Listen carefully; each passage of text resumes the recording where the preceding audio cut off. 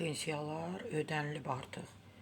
Yanvar ayının pensiyaları ödənilib. İnsanları ən çox maraqlandıran hansı ki artım var da, onlar maraqlıdır insanlar üçün ki, onlar nə vaxt ödəniləcək.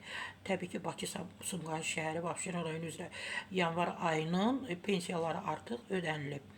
Respublikamızın digər bölgələrində yaşayan pensiyaçılarına, həmçinin güzəştli şərtlərlə pensiya hüququna malik şəxslərin yanvar ayı üzrə pensiyaları da bu ay qrafik üzrə ödəniləcək. Yəqin 23-ü, 24-ü, 25-i pensiya artımları var.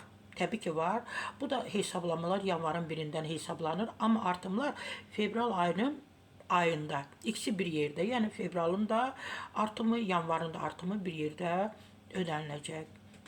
Hörmətli pensiyaçılar, indidən çox borc etməyin. Birdən pensiyanız çox az artar, sonra şok yaşayarsınız. Sara Səfrada tövsiyələr.